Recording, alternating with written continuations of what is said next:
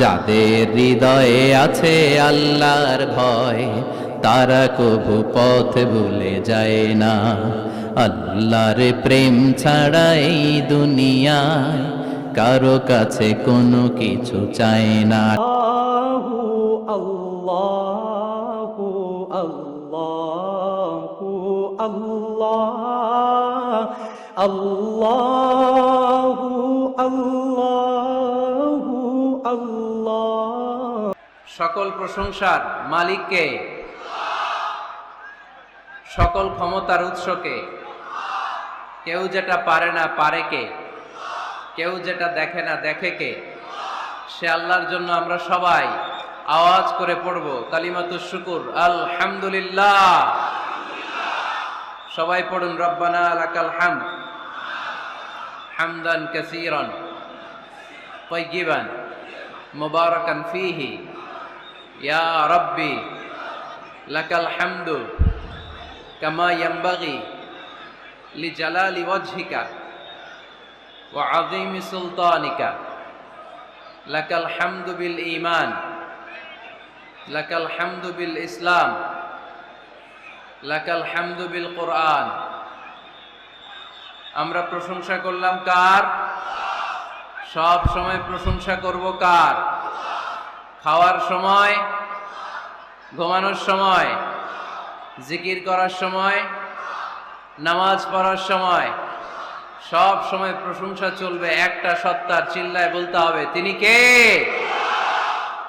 আল্লাহর প্রশংসা করে শেষ করা যাবে?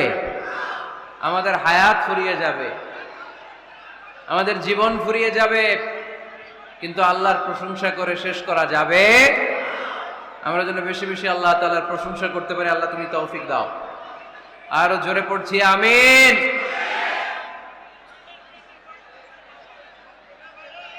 থামতে হবে, থামতে হবে। না থামলে আওয়াজ করা যাবে না, কথা বলা যাবে না। থেমে যান, মেহেরবানি করে শান্ত হন, আওয়াজ করবেন না, মেহেরবানি করে। এইদিকে এখন আওয়াজ শুনতে পাচ্ছি। আওয়াজ কেন ভাই? আওয়াজ কিসের? আওয়াজ করবেন না।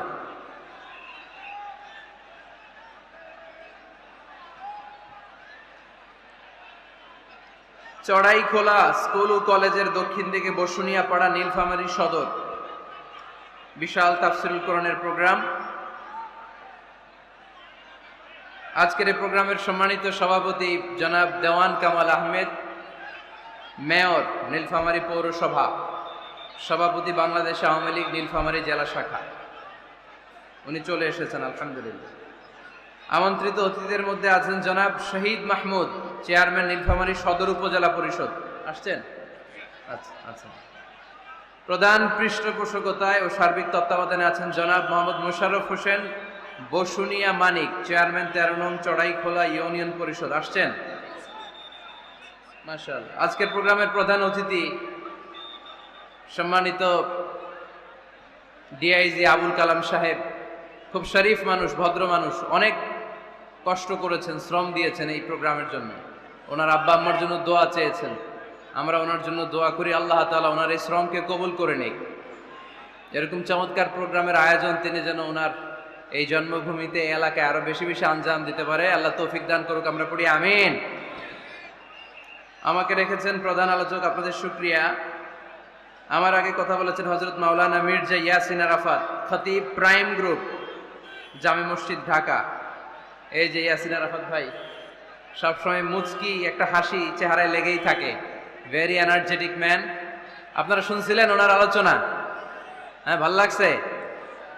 আল্লাহ ইয়াসিন ভাইকে আরো চমৎকার কথা কোরআন সুন্নাহর আলোকে আমাদেরকে উপহার দেওয়ার তৌফিক দান করুক, আমরা পড়ি আমিন। কথা বলেছেন মুফতি আজহারুল ইসলাম, কথা বলেছেন মাওলানা হাফিজুর রহমান সাহেব, আরো অনেক গণ্যমান্য উলামায়ে কেরাম বাদ আসর থেকে এই রাত পর্যন্ত কথা রেখেছেন। যারাই কোরআন সুন্নাহর আলোকে কথা রেখেছেন, সে কথাগুলো যেন আমরা আমল করতে পারি। আল্লাহ তুমি তৌফিক দান করো, আমরা পড়ি আমিন। আরো অন্যান্য নেতৃবৃন্দ যারা আছেন, আমি তাদেরকে শুকরিয়া জানাই। অত্র থানার ওসি মহোদয় এসেছেন, সৈয়দপুরের ওসি মহোদয় এসেছেন, পুলিশ প্রশাসনের ভাইদেরকে আন্তরিক শুভেচ্ছা জানাই। বিভিন্ন জায়গায় অবজারভেশন টাওয়ার করেছে ওনারা, ভ্রাম্যমান অনেকগুলো ক্যাম্প করেছেন। যারাই এই প্রোগ্রামের জন্য টাকা দিয়ে, পয়সা দিয়ে, বুদ্ধি দিয়ে, পরামর্শ দিয়ে, শ্রম দিয়ে, আল্লাহর কাছে দোয়া করে আজকের এই চমৎকার রজনীতে চমৎকার প্রোগ্রামটি বাস্তবায়নের সুযোগ করে দিয়েছেন, এই প্রোগ্রামটা আমাদের সকলের জন্য আল্লাহ তাআলা নাজাতের ওসিলা করুক। আমরা আওয়াজ করে পড়ব আমিন। আমরা নীলফামারীর এই বিশাল প্যান্ডেলে যেভাবে দিনী ভাই হিসেবে একসাথে বসার সুযোগ হলো, আল্লাহর জান্নাতেও যেন আমরা সবাই একসাথে এভাবে থাকতে পারি, বসতে পারি। আল্লাহ তুমি তৌফিক দান করো। আমরা আওয়াজ করে পড়ব আমিন। এখনো বিশৃঙ্খলা থামে নাই। আমি পুলিশ ভাইদেরকে বলবো, যেহেতু এখানে লোকজনকে বসতে দিছেন, যারা ধাক্কাধাক্কি করতেছে আস্তে করে আসতে দেন, সবাইকে না, দু একজন করে আসতে দিলে এই জায়গাটাও পূরণ হয়ে যাক, এরপর আমরা কথা বলি। পুলিশ ভাইদেরকে বলবো আস্তে আস্তে, আপনারা যদি সেফ মনে করেন এই জায়গাটাতে আসতে দেন, এই জায়গায় দেন। যেহেতু আমি চলে আসছি আর আমার পরে কোনো আলোচক নাই, কিন্তু ধাক্কাধাক্কি চলবে না, দৌড়াদৌড়ি চলবে না, আস্তে আস্তে। যাদেরকে পুলিশ ভাই অ্যালাউ করবে ইশারা দিয়ে তারাই আসবে, শুধু তারাই, আস্তে আস্তে আস্তে আস্তে। না না, পেছন থেকে না, পেছন থেকে না, no, sit down, have a seat, বসেন। এই যে আমি আপনাদেরকে বলতেছি, এই যে বাসের উপরে উঠলেন কারা, বসেন, বসেন।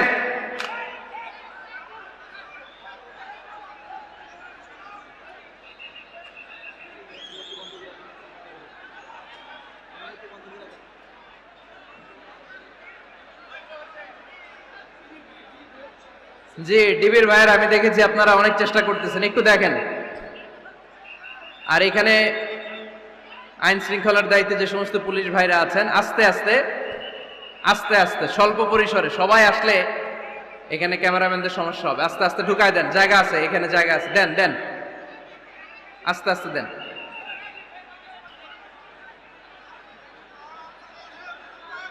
দেন পুলিশ ভাইরা, ওদেরকে দেন, আস্তে আস্তে, দৌড়াদৌড়ি করবে না কেউ, বিশৃঙ্খলা করবে না কেউ, দেন, আসতে দেন, ওদেরকে আসতে দেন।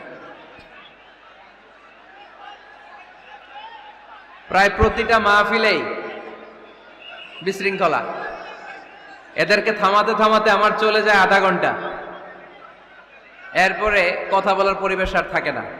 তো আপনারা কি বিশৃঙ্খলা করবেন না কোরআনের কথা শুনবেন? এখানে আসছেন কোন নিয়তে আসছেন? তো বিশৃঙ্খলা করতেছেন কেন? কখন আসছেন? কয়টার দিকে আসছেন আপনারা? অনেকে সকালে, অনেকে দুপুর 1টায়। আচ্ছা ঠিক আছে, ঠিক আছে, আল্লাহ কবুল করুক। ঠিক আছে, ফজর পরে আসছে অনেকে। আমরা একটু জিকির করি, সুবহানাল্লাহ, আলহামদুলিল্লাহ, লা ইলাহা ইল্লাল্লাহ, সুবহানাল্লাহ।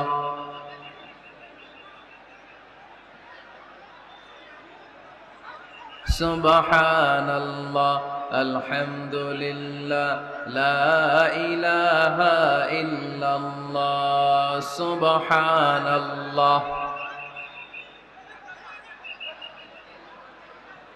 আল্লাহ নামের জিকির করবে যারা, আল্লাহর কাছে প্রিয় তারা, আল্লাহর কাছে প্রিয় যারা, জান্নাতে প্রবেশ করবে তারা। জোরে লা ইলাহা, লা ইলাহা,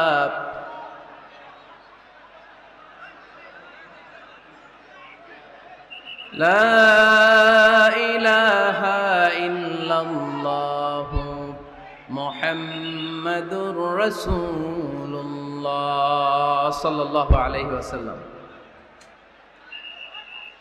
এখনো এখানে থামে নাই বিশৃঙ্খলা।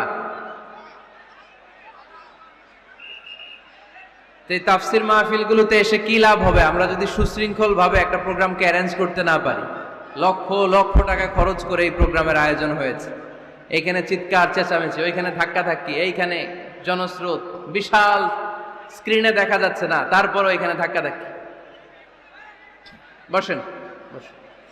আর আওয়াজ হবে না। আমরা আল্লাহর নামের 3টা তাকবীর দিব। এই তাকবীরের পরে যদি আওয়াজ বিশৃঙ্খলা হয় আমি দোয়া করে বিদায় নিব, শেষ। আজকের মাহফিল এখানেই ক্লোজ। এই বিশৃঙ্খলায় আমি কথা বলি না। বিশৃঙ্খলা হইলে ওইখানে আমি কথা বলতে পারি না। আমাকে নীরব পরিবেশ করে দিলে সেখানে আমি কথা বলতে পারবো। কোনো আওয়াজ হবে না। আওয়াজ হলেই দোয়া করে দিব। আমার সাথে সাথে তাকবীর পড়েন, লিল্লাহে তাকবীর। আরো আওয়াজ করে সবাই পড়েন, লিল্লাহে তাকবীর, লিল্লাহে তাকবীর। মাশাআল্লাহ, একেবারে চুপ, একেবারে। সম্মানিত ভাইয়েরা, আজকে আমরা যে বইটা থেকে কথা শুনবো আওয়াজ করে বলতে হবে বইটার নাম। এই কোরআনে কোনো ভুল আছে? সন্দেহ আছে? সংশয় আছে? কারণ এই বইটাকে আমাদের হেদায়েতের জন্য নাজিল করেছেন কে? কোনো সন্দেহ নাই, সংশয় নাই। যালিকাল কিতাব লা রাইবা ফি হুদাল লিল মুত্তাকিন। This is the book whereof there is no doubt in it and a guidance to those who are muttaqin. এই বইটা এমন বই যে বইয়ে কোনো ভুল নাই, কোনো সন্দেহ নাই। আর মুত্তাকিনদের জন্য এই বইটাকে পথপ্রদর্শনকারী করে নাজিল করেছে কে? আল্লাহ। এজন্য এই বইটার সাথে আমাদের সম্পর্ক বাড়াতে হবে। প্রতিদিন কোরআনের তেলাওয়াত করা লাগবে। এই কোরআনের আয়াতগুলোর অর্থ বোঝা লাগবে। তাহলে দুনিয়াতেও শান্তি, আখিরাতেও শান্তি দিবে কে? আমরা যেন কোরআনকে আমাদের সাথী বানাই, কোরআনকে আমাদের বন্ধু বানাই। এই কোরআন থেকে আজকে আমরা কথা শুনবো। সবাই আওয়াজ করে পড়েন ইনশাআল্লাহ। আজকের আলোচনার বিষয় হচ্ছে হ্যাপি কাপল, সুখী দম্পতি। স্বামী আর স্ত্রী কেমন করে একটা সুখী দাম্পত্য জীবন কোরআনের আলোকে, ইসলামের আলোকে গঠন করতে পারে, এ বিষয়ে কিছু কথা আজকের এই চমৎকার রজনীতে আমরা শুনবো ইনশাআল্লাহ। পড়েন। আপনারা বিয়ে করছেন তো সবাই নাকি? হ্যাঁ,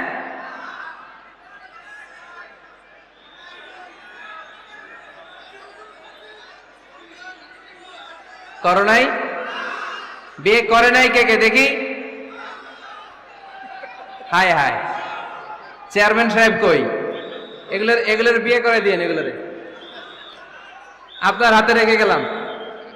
এই অবাকাগুলোরে মিলাই দিয়েন। বসেন। এই অবিবাহিতদের দুঃখ জ্বালা কেউ বুঝতে চায় না, ঠিক কিনা? বিয়ে করে ফেলবা। বিয়ে করলে নেয়ামত বাড়ায় দেয় কে? দারিদ্রতা থাকলে ধনাঢ্যতা দিয়ে দেয় কে? সবাই চাকরি করে বিয়ে করতে চায়, ব্যবসা ভালো হলে বিয়ে করতে চায়, কিন্তু জানেই না ব্যবসায় ভালো হওয়ার আর চাকরি পাওয়ার মাধ্যম হচ্ছে আগে বিয়ে করা। আগে কি করা? স্বাধীনতার স্থপতি বঙ্গবন্ধু শেখ মুজিবুর রহমান 18 বছর বয়সে বিয়ে করছে। কত বছর বয়সে? এক বর্ণনা দেখলাম 14, আর এক বর্ণনা দেখলাম 18। কাজী নজরুল ইসলাম অল্প বয়সে বিয়ে করছে।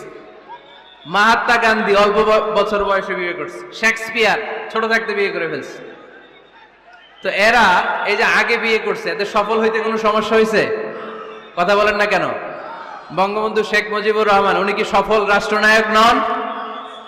কাজী নজরুল ইসলাম সফল কবি নন? তো এদের আগে বিয়ে করা তো এদের সফলতা ঠেকায় রাখতে পারে নাই। এরা আগে বিয়ে করে সফল হয়েছে, কিন্তু আমরা সফল হয়ে তারপরে বিয়ের পিড়িতে বসতে চাই, ঠিক কিনা?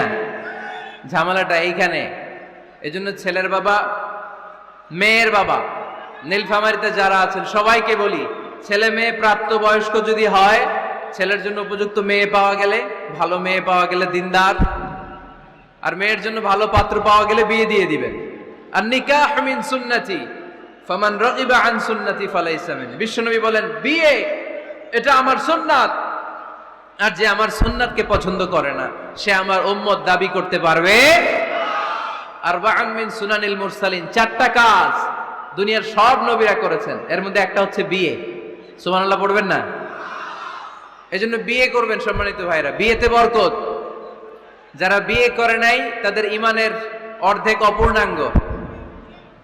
বিয়ে করলে ইমানটাকে পরিপূর্ণ করে দেয় কে? তো যারা হাত তুলছে এদেরকে আল্লাহ রূপবতী, গুণবতী, নেককার, ভদ্র স্ত্রী দিয়ে আল্লাহ ধন্য করুক। আমরা পড়ি আমিন। দেখছেন এখন গলার আওয়াজ বড় হয়ে গেছে, এখন মহা খুশি, বিয়ের কথা শুনলেই খুশি। তো আজকের আলোচনাটা যারা নিউ কাপল, নতুন বিয়ে করেছেন তাদের কাজে লাগবে,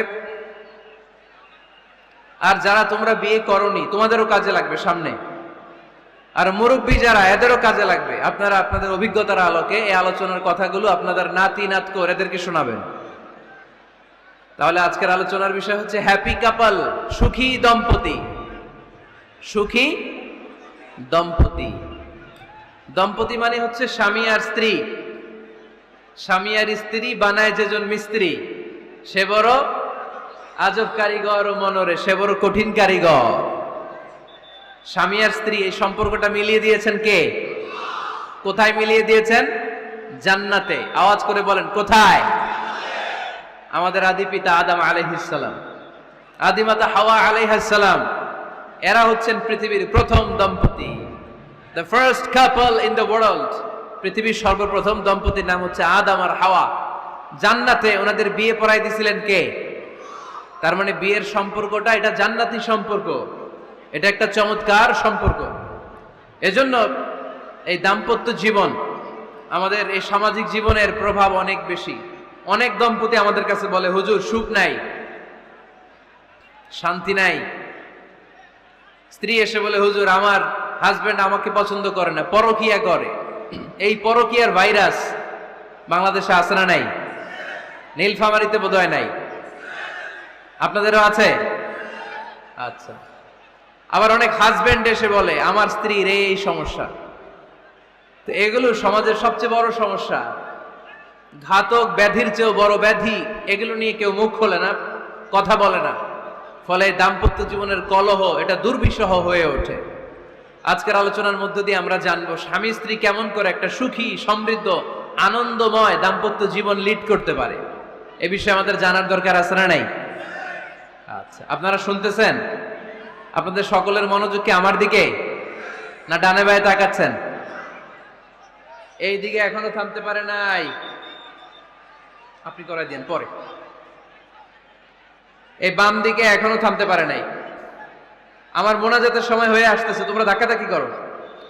ধাক্কাধাক্কি করতে করতে দেখবা যে আমি দোয়া করে চলে যাচ্ছি, কিছুই নিয়ে যেতে পারলা না, তোমরা নিজেও শুনলা না, অন্যদেরকেও শুনতে দিলা না। না না, এরকম করেন না, চেয়ার দিয়ে করেন না, চেয়ার দিয়ে করেন না, রাখেন রাখেন রাখেন। আমি তো তোমাদেরকে হাত নেড়ে শান্ত হতে বললাম, এরপরে কথা কিসের এখানে? এভাবে আসলে আলোচনা করা যায় না। একজন আলোচক কোন একটা বিষয় নিয়ে যখন কথা শুরু করবে, ডানে বায়ে ধাক্কাধাক্কি, চিৎকার, বিশৃঙ্খলার আওয়াজ যখন আলোচকের কানে আসে, উনি কথার খেই হারিয়ে ফেলে। এই যে আবার শুরু হয়েছে এখানে।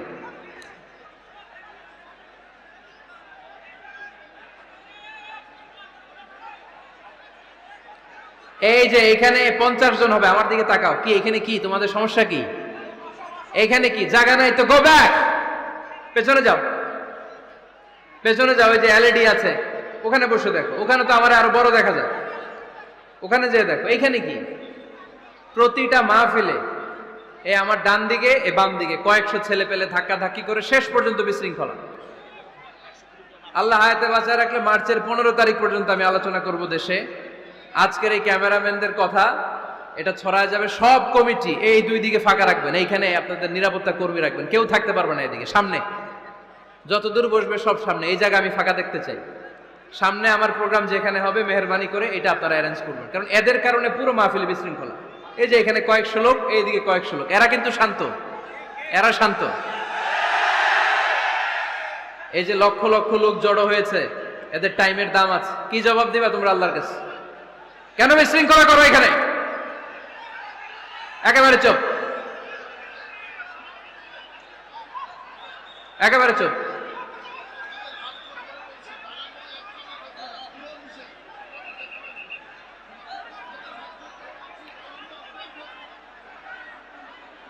হ্যাঁ বসে যান, বসেন। ধাক্কাধাক্কি করতে আসছেন, বসেন, ধাক্কাধাক্কি করে বসেন।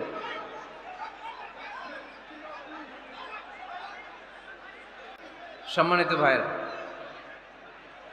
আমরা দাম্পত্য জীবনে সুখী হতে চাই কোরআন সুন্নাহর আলোকে। স্বামী স্ত্রীর সম্পর্কটা এটা একটা মধুর সম্পর্ক, ঠিক কি না? স্বামী স্ত্রীর সম্পর্কটা কেমন জানেন? স্বামী স্ত্রীর সম্পর্কটা হচ্ছে হাত আর চোখের মতো। হাত ব্যথা পেলে চোখ দিয়ে পানি ঝরে, আবার চোখ দিয়ে পানি ঝরলে হাত সেই পানি মুছে দেয়, ঠিক কি না? স্বামী আর স্ত্রীর সম্পর্কটা এরকম হবে, হাত আর চোখ। হাত কেটে গেলে চোখ দিয়ে পানি পড়ে, আবার চোখ দিয়ে পানি পড়লে হাতই ওই পানি মুছে দেয়। সম্পর্কটা এরকম থাকার দরকার আছে না নাই? আছে। আল্লাহ তাআলা স্বামী স্ত্রীর সম্পর্ককে কোরআনে পোশাকের সাথে তুলনা করেছেন। ড্রেস, কস্টিউম, পোশাক। আওয়াজ করে বলেন, কিসের সাথে তুলনা করেছেন? পোশাক। কেন পোশাকের সাথে তুলনা করলেন? কারণ পোশাক মানুষের লজ্জাস্থানের হেফাজত করে। ইট কভারস আওয়ার প্রাইভেটস। পোশাক, ড্রেস এন্ড কস্টিউম এটা আমাদের লজ্জাস্থানকে ঢেকে রাখে, আমাদের ঈমান বাঁচায়। তেমনি স্বামী তার স্ত্রীর চরিত্র হেফাজত করে, স্ত্রী তার স্বামীর চরিত্র হেফাজত করে, ঠিক কিনা?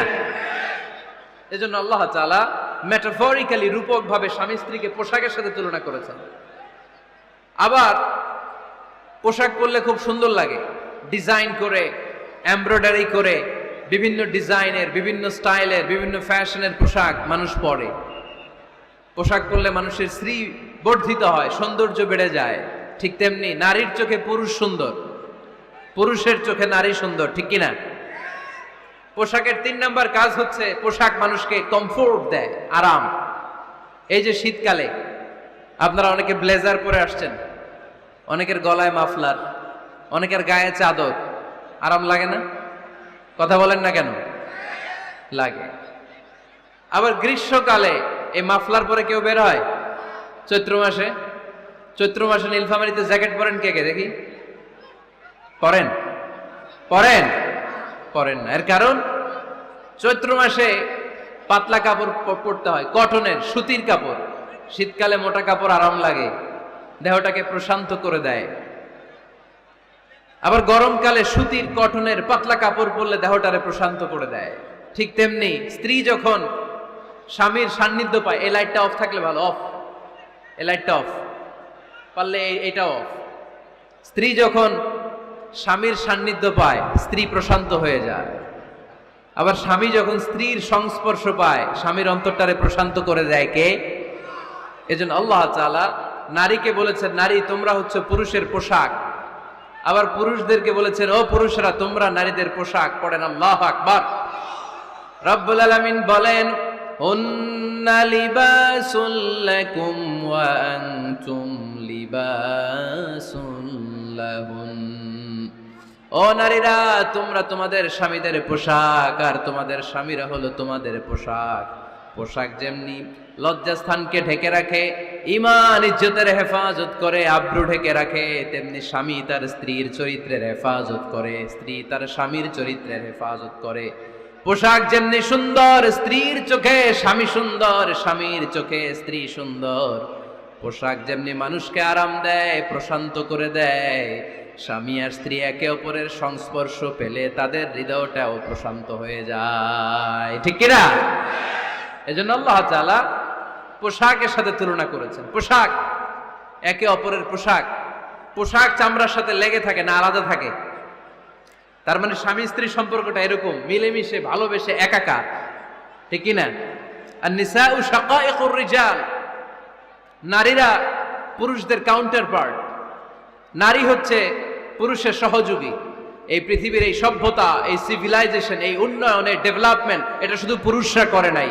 এই উন্নয়নের অংশীদারিত্বে আমাদের বোনদের, নারীদেরও হাত আছে না নাই? এজন্য কাজী নজরুল বলেছেন, এ বিশ্বে যা কিছু সুন্দর চিরকল্যাণকর, অর্ধেক তার করিয়াছে নারী, অর্ধেক তার নর। চিল্লায় বলেন ঠিক কিনা? এজন্য এই মহাবিশ্বের এই সভ্যতায় আপনাদের যেমনি অবদান, আমাদের বোনদেরও অবদান আছে না নাই? আছে। স্বামী স্ত্রী এই দুজন মিলে এই বিশ্ব সভ্যতা তৈরি হয়েছে। এজন্য দুজনের মধ্যে সম্পর্ক হবে পোশাকের মতো। পোশাক যেমনি দেহের সাথে লেগে থাকে, স্বামী স্ত্রীর মধ্যে এরকম সুসম্পর্কের দরকার আছে না নাই? আছে। আজকে আমরা জানার চেষ্টা করব কি করে স্বামী আর স্ত্রীর মধ্যে এই সুসম্পর্ক বাড়ানো যায়, ইনক্রিজ করা যায়। কি করে আমাদের মধ্যে মারামারি, কাটাকাটি, ঝগড়া, ডিভোর্স এই রেটটা কমানো যায়। এ ব্যাপারে আমাদের জানার দরকার আছে না নাই? ইসলামী শরিয়া স্বামী স্ত্রী প্রত্যেককে ইন্ডিভিজুয়ালি আলাদা আলাদা কিছু দায়িত্ব দিয়েছে। স্বামীকে কিছু দায়িত্ব দিয়েছে, আবার স্ত্রীকে কিছু দায়িত্ব দিয়েছে, আবার উভয়কে কিছু দায়িত্ব দিয়েছে। আমরা শুরুতে স্বামী স্ত্রীর উভয়কে আল্লাহ তাআলা কি দায়িত্ব দিয়েছে এটা জানবো। তারপরে স্ত্রীদেরকে আল্লাহ তাআলা কি দায়িত্ব দিয়েছেন সেটা জানবো। সবশেষে স্বামীদেরকে আল্লাহ তাআলা কি দায়িত্ব দিয়েছে সেটা জানবো। এই দায়িত্বগুলো পালন করার মধ্য দিয়ে দাম্পত্য জীবনকে সুখময় করে দিবে কে? আল্লাহ। শুরুতে আমরা জানবো দ্য কালেকটিভ রেসপন্সিবিলিটি, যৌথ দায় দায়িত্ব কি আছে স্বামী আর স্ত্রীর, কেমন করে দাম্পত্য জীবনকে সুখময় শান্তিময় করতে হয়। একটা দাম্পত্য জীবন কলহমুক্ত করতে চাইলে, সুখময় করতে চাইলে সর্বপ্রথম স্বামী স্ত্রীর যেটা খেয়াল রাখতে হবে সেটা হচ্ছে স্বামী স্ত্রীর উভয়ের স্যাক্রিফাইসের মানসিকতা থাকা লাগবে। স্যাক্রিফাইস, আওয়াজ করে আমার সাথে সাথে বলেন স্যাক্রিফাইস। এই স্যাক্রিফাইস ছাড়া দাম্পত্য জীবন টিকবে? দুইজনেই যদি ঝগড়া করে, দুইজনেই যদি রেগে যায়, ঝামেলা আছে না নাই? স্বামী রেগে গেলে স্ত্রীকে থেমে যেতে হয়, আবার স্ত্রী রেগে গেলে স্বামীকে থেমে যেতে হয়। স্বামীও যদি রেগে যায়, স্ত্রীও যদি রেগে যায়, তাহলে তৃতীয় বিশ্বযুদ্ধ বেঁধে যাবে, ঠিক কিনা? এই জন্য রেগে গেলেন তো হেরে গেলেন, রাগা যাবে না। স্বামী যদি রেগে যায়, স্ত্রী থেমে যেতে হবে। স্ত্রী যদি রেগে যায়, স্বামী থেমে যেতে হবে। এটাই দাম্পত্য জীবনের সুখ আর সমৃদ্ধির মূল ফর্মুলা। স্যাক্রিফাইস করতে হবে। এর কারণ আপনি যদি দোষ খুঁজতে শুরু করেন, দোষ ছাড়া পৃথিবীতে মানুষ নাই, ঠিক কিনা? No one is perfect in this world. এই পৃথিবীতে কেউই পারফেক্ট না। আপনি যে আপনার স্ত্রীর দোষ খোঁজেন, আপনারও দোষ আছে না নাই? আবার ভাবি যদি আপনার খালি দোষ খোঁজে, ভাবিরও দোষ আছে না নাই? না, এজন্য দোষ খুঁজবেন না, স্যাক্রিফাইস করেন, একটু মানিয়ে নিন। দাম্পত্য জীবনটা এরকমই, একটু ছাড় দিতে হয়, একটু মানিয়ে নিতে হয়। দাম্পত্য জীবনে কখনো মন খারাপ, কখনো মন ভালো, কখনো রোদ, কখনো বৃষ্টি, এই নিয়েই দাম্পত্য জীবন, ঠিক কিনা?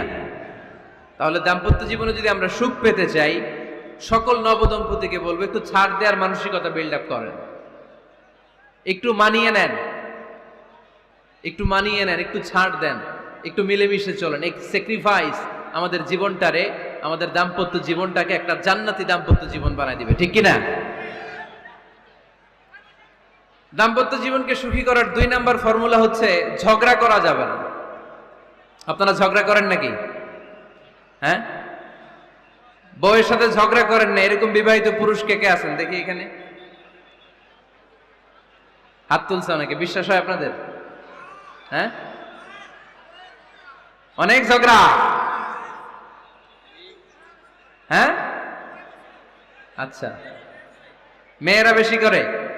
না না, এই মহিলা প্যান্ডেল আছে এদিকে, এদেরকে জিজ্ঞেস করলে বলবে সব দোষ আপনাদের, আর আপনারা দোষ দিচ্ছেন এদের। তো ঝগড়া করবেন না মেহরবানি করে, সম্মানিত ভাইরা, ঝগড়া করবেন না। কারণ এই ঝগড়া থেকে, সামান্য ঝগড়া থেকে অনেক সময় বিচ্ছেদের দিকে চলে যায় সম্পর্ক। ছোট্ট ঝগড়া থেকে যেতে যেতে ঝগড়া বাড়তে বাড়তে ডিভোর্সের দিকে গড়া, এরকম আছে না নাই? না, সামান্য ঝগড়া যদি বেঁধে যায়, শয়তান এটার মধ্যে বাতাস দেয়, এটারে বাড়াতে বাড়াতে শয়তান অনেক বড় করে। ইমানদারদের পরিবার ভেঙে গেলে শয়তান খুশি, আর ইমানদারদের পরিবার টিকে থাকলে আমার আল্লাহ খুশি। আমরা কার খুশি চাই? জোরে বলতে হবে, খুশি চাই কার? শয়তান সব সময় চায় ইমানদারদের ফ্যামিলি ভেঙে দিতে। Always he tries his level best to break down the relationship of a mu'min family. একজন ইমানদারের ফ্যামিলি কি করে ব্রেক ডাউন করে দেয়া যায়? যেন ঝগড়াই করবো না আমরা। আপনি ঝগড়া করলে ভাবি যেন ঠান্ডা থাকে, ভাবি ঝগড়া শুরু করলে আপনি ঠান্ডা থাকবেন। ঝগড়া করা যাবে না, কিন্তু ঝগড়া হয়ে যায় ফ্যামিলিতে, এটাকে চেক দিতে হবে। ঝগড়া নিয়ে অনেক মজার মজার গল্প আছে। একটা গল্প দিয়ে আজকে শুরু করি। এক লোক মাহফিল শেষ করে 11টার দিকে বাসায় ফিরেছে। তো বাসায় ঢোকার আগে তার ওয়াইফকে ফোন দিয়েছে। ফোন দিয়ে বলতেছে, এই মাহফিল শেষ, আমি কিন্তু বাসায় চলে আসতেছি, শুরু করার আগে তাড়াতাড়ি দরজাটা খোলো। তো স্ত্রী আবার রাতের খাবার স্বামীকে ছাড়া খায় না। তো স্ত্রী দরজা খুলে দাঁড়ায় আছে, স্বামী বেচারা আসছে। আসার পরে স্ত্রীকে বলতেছে, এই শুরু করার আগে রাতের খাবার দিয়ে দাও, খেয়ে নেই। তো স্বামী ওয়াশরুম থেকে ফ্রেশ ট্রেশ হয়ে আসছে, স্ত্রী বেচারিও ডাইনিং টেবিলে খাবার দিয়েছে। এবার স্বামীও খেতে বসেছে, স্ত্রীও খেতে বসেছে। স্বামী আবার বলতে আরম্ভ করছে, শুরু করার আগে ফ্যানটা ছাড়া, খুব গরম লাগতেছে। এবার তো স্ত্রী রেগে মেগে আগুন, কি আসার পর থেকে শুরু করার আগে, শুরু করার আগে, শুরু করার আগে, কি শুরু করার আগে? স্বামী বলতেছে, এই তো শুরু হয়ে গেল, এই শুরু হয়ে গেল। মানে কি? ঝগড়া। নীলফামারীর ভাইয়েরা, এটা শুরু করা যাবে না। শুরু করবেন আপনারা? ঝগড়া করবেন? আমাদের ফ্যামিলিগুলো থেকে ঝগড়াকে আজকে থেকে আমরা নো বলে দিলাম। মানে না, ঝগড়াকে কি বললাম? সবাই বলতে পারেন না, আওয়াজ করে বলেন, ঝগড়াকে আমরা কি বলবো? নো। ঝগড়া করা যাবে না। শয়তান ঝগড়া বাঁধাতে খুব উস্তাদ। সহিহ মুসলিমের হাদিস, ইন্না ইবলিসা ইয়াদাউ আরশাহু আলাল মা সুম্মা ইয়াবআসু সারায়াহু। ইবলিস তার সিংহাসন গেড়েছে সাগরের উপরে। ইবলিসের সিংহাসন কিসের উপরে? বিশাল বড় সাগর আর মহাসাগরের উপরে ইবলিস শয়তান তার সিংহাসন নিয়ে বসা। প্রতিদিন সকালবেলায় শয়তানগুলোরে মানব রাজ্যে পাঠিয়ে দেয়, যা তোরা মানব রাজ্যে চলে যা, যে মানুষকে ওয়াসওয়াসা দেয়, ওয়াসওয়াসা দিয়ে খারাপ কাজ করা। সারাদিন খারাপ কাজ করার পরে কি কি ওয়াসওয়াসা দিল, কি কি খারাপ কাজ মানুষের মধ্যে ঘটালো, সন্ধ্যাবেলায় সব শয়তান এসে ইবলিসকে বয়ান শোনায়। সন্ধ্যাবেলায় শয়তানগুলো এসে বলে, আমি এক লোককে দিয়ে মিথ্যা কথা বলিয়েছি। আরেক শয়তান বলে, আমি নামাজ কাজা করিয়েছি এক আল্লাহর বান্দাকে দিয়ে। আরেকজন বলে, আমি ওজনে কম দিয়েছি। আরেকজন বলে, আমি সুদের ব্যবসার মধ্যে টাকা লাগানোর ব্যবস্থা করে দিয়েছি। এক একজন এক একটা ওয়াসওয়াসা দিয়ে আল্লাহর মুমিন বান্দাদেরকে ধোঁকা দিয়েছে। এগুলোর ফিরিস্তি এসে সব শয়তানেরা ইবলিসকে শোনায়, কিন্তু কোনো কথাতে ইবলিসের মন ভরে না। কোন শয়তান এসে বলে, আমি তো এমন মদের আড্ডাখানায় নিয়ে গেছি আল্লাহর বান্দাদেরকে, এগুলো নামাজই পড়ে নাই, খালি মদ খাইছে। আবার কিছু শয়তান এসে বলে, আমি ক্যাসিনোতে নিয়ে গেছি, ওখানে খালি জুয়া খেলছে। আবার কিছু শয়তান এসে বলে, আমি বাজারের মধ্যে ফরমালিনের এই ওয়াসওয়াসা ঢুকায় দিছি। একটার পর একটা শয়তানি ফিরিস্তি তারা ইবলিসকে শোনায়, কিন্তু কোনো কাজই ইবলিসের মন ভরাতে পারে না। একজন এসে বলে, আনা মা তারাকতুহু বাইনার রাজুলি ওয়া ইমরাআতিহি হাত্তা ফাররাখতু। আমি একজন ইমানদার নারী পুরুষের মধ্যে ঝগড়া লাগায়া ওই ঝগড়া বাড়াতে বাড়াতে বাড়াতে বাড়াতে তালাক পর্যন্ত নিয়ে গেছে। নাউজুবিল্লাহ পড়বেন না? শয়তান এবার তার উপর খুশি হয়ে যায়। সব শয়তানগুলোকে ঠেলে ইবলিস এই শয়তানকে কাঁধে তুলে নাচতে শুরু করে দেয়। কারণ মুমিন বান্দার সংসার যদি ভেঙে যায় শয়তান খুশি হয়ে যায়, আর মুমিন বান্দার সংসার টিকে থাকলে খুশি হয়ে যায় কে? এজন্য নীলফামারীর ভাইয়েরা, ঝগড়া করা যাবে না। দাম্পত্য জীবনকে সুখী করতে চাইলে ঝগড়াকে আমরা নো বলে দিব। ঝগড়া অনেক সময় হবে, কিন্তু এটাকে বাড়তে দেয়া যাবে না, এটাকে আমরা স্পেস দিব না, ওইখানে থামায় দিতে হবে। রাজি আছেন তো সবাই? আল্লাহ রাসূল সাল্লাল্লাহু আলাইহি ওয়াসাল্লামের ফ্যামিলিতে ঝগড়া হতো। আম্মা জান আয়েশা রাদিয়াল্লাহু তাআলা আনহার সাথে আল্লাহ রাসূল সাল্লাল্লাহু আলাইহি ওয়াসাল্লামের ঝগড়া হতো, হাদিসে পাওয়া যায়। কিন্তু এগুলো ছিল মধুর ঝগড়া, সুন্দর ঝগড়া। সুবহানাল্লাহ পড়েন। আল্লাহর হাবিব বলেন, ইয়া আয়েশা ইন্নী লা আ'লামু ইযা কুনতি আন্নী রাদিয়া ওয়া ইযা কুনতি আলাইয়া গাদবা। ও আয়েশা, তুমি কখন আমার উপর রেগে থাকো সেটাও আমি বুঝি, আবার কখন খুশি থাকো সেটাও বুঝি। আম্মা জান আয়েশা বললেন, ইয়া রাসূলুল্লাহ, ইয়া হাবিবাল্লাহ, কেমন করে আপনি বুঝেন যে আমি আপনার উপর রেগে আছি, আবার কেমন করে আপনি বুঝেন আমি আপনার উপর সন্তুষ্ট আছি? বিশ্বনবী বললেন, আয়েশা, তুমি যখন আমার উপরে খুশি থাকো, আমার উপর যখন তুমি রাজি থাকো, তখন তুমি দোয়ার সময় এইভাবে দোয়া করো, ওয়া রব্বি মুহাম্মাদ, মুহাম্মাদের রব, আপনি আমাদের সব গুনাহগুলো মাফ করে দেন। আর যখন তুমি আমার উপর রেগে থাকো, তখন তুমি আমার নামটা মুখ দিয়ে উচ্চারণ করো না। ও আয়েশা, তখন তুমি দোয়ার সময় বলতে থাকো, ওয়া রব্বি ইব্রাহিম, ইব্রাহিমের রব, আপনি আমাদের সব গুনাহগুলো মাফ করে দেন। যখন তুমি খুশি তখন আমার নামটা মুখে নাও, যখন তুমি আমার উপর রেগে থাকো তখন তুমি আমার নামটা মুখে নিতে চাও না। আম্মা জান আয়েশা বললেন, ইয়া রাসূলুল্লাহ, ইয়া হাবিবাল্লাহ, মা আহজুরু ইল্লা ইসমাক, আমি শুধু আমার মুখ থেকে আপনার নামটারে সরায় রাখি, আমার হৃদয় থেকে কোনোদিন আপনারে সরাতে পারি না। মা হাজুর ইল্লা ইসমাক, নবী হে, আমি তো শুধু মুখ থেকে আপনার নামটারে বাদ দেই, আমার হৃদয় থেকে তো আপনারে বাদ দিতে পারি না। আমার হৃদয় পুরোটা জুড়ে শুধু আপনি আর আপনি। চিল্লায় পড়েন আল্লাহু আকবার। তার মানে আম্মা জান আয়েশাও আল্লাহ রাসূল সাল্লাল্লাহু আলাইহি ওয়াসাল্লামের উপর রেগে থাকতেন মাঝে মাঝে, বিশ্বনবী মাঝে মাঝে রাগ করতেন। একবার খুব বেশি রাগারাগি হয়ে গেল, অনেক ঝগড়া হয়ে গেল। এবার আল্লাহ রাসূল সাল্লাল্লাহু আলাইহি ওয়াসাল্লাম খেয়াল করলেন না, এত ঝগড়া তো করা ঠিক হবে না। তখন আল্লাহর হাবিব সাল্লাল্লাহু আলাইহি ওয়াসাল্লাম বললেন, আয়েশা চলো মিটমাট করি। কি করি? হ্যাঁ, মিউচুয়াল করি না, মিটমাট। এই যে ঝগড়া লাগলে আবার যে মিলায়া দেয়, এটার কি বলেন আপনারা নীলফামারীতে? মিটমাট। আল্লাহর হাবিব সাল্লাল্লাহু আলাইহি ওয়াসাল্লাম বললেন, আয়েশা চলো আমরা মিটমাট করি, আমরা আর ঝগড়া না করি। আম্মা জান আয়েশা বললেন, ঠিক আছে চলেন মিটমাট করি। বিষ্ণু বললেন, ঠিক আছে একজনকে নিয়ে আসি যে দুইজনের মাঝে মিটমাট করাই দিবে। কারে নিয়ে আসবো? ওমরে ফারুককে নিয়ে আসি। আম্মা জান আয়েশা বলে, না, ওমরও গলিদ, ওমরের মেজাজ গরম, আমার ভয় লাগে। সুবহানাল্লাহ পড়বেন না? বিষ্ণু বললেন, তাহলে তোমার আব্বারে নিয়ে আসি। কই নিয়ে আসেন, আব্বারে খুব ভাল লাগে। বিষ্ণু বললেন, ঠিক আছে তোমার কথাই রইল, ওমরকে ডাকবো না, তোমার আব্বা আবু বকরকে নিয়ে আসবো। বিশ্বনবী মিটমাট করার জন্য সাইয়েদনা আবু বকর রাদিয়াল্লাহু তাআলা আনহুকে ডেকে নিয়ে আসলেন। সাইয়েদনা আবু বকর রাদিয়াল্লাহু তাআলা আনহু ঘরে ঢুকলেন। বিশ্বনবী বললেন, আয়েশা, আমার আর তোমার মাঝে কি নিয়ে ঝগড়া হয়েছে? কথাটা কি তুমি বলবা নাকি আমি বলবো? আম্মা জান আয়েশা বলেন, আপনিই বলেন, তবে মিথ্যা বললেন না, যা ঘটছে ওইটাই বললেন। ওয়ালা তাকুল ইল্লা হাক্কান, যেটা সত্য ওইটাই বলবেন, অন্য কিছু বলবেন না। আবু বকর রাদিয়াল্লাহু তাআলা আনহু তো শুনে রেগে মেগে আগুন। কি এত বড় সাহস, বিশ্বনবীর সামনে দাঁড়িয়ে তুমি এভাবে কথা বলো? এই আদব শিক্ষা দিয়েছি তোমাকে আমি। রেগে গেলেন। বিশ্বনবী কি সত্য ছাড়া মিথ্যা কিছু বলবেন?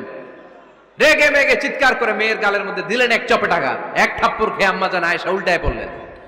আবার মারার জন্য সাইয়েদনা আবু বকর রাগে গড়গড় করছিলেন, মেয়েরে আবার মারার জন্য উদ্যত হলেন। বিশ্বনবী অবস্থা ভয়ঙ্কর দেখে সাইয়েদনা আবু বকরের সামনে দুই হাত মেলে এইভাবে দাঁড়িয়ে গেলেন। বিশ্বনবীকে যখন আবু বকর রাদিয়াল্লাহু তাআলা আনহু দাঁড়াতে দেখলেন, সাইয়েদনা আবু বকর মুহূর্তের মধ্যে থেমে গেলেন। সুবহানাল্লাহ পড়েন।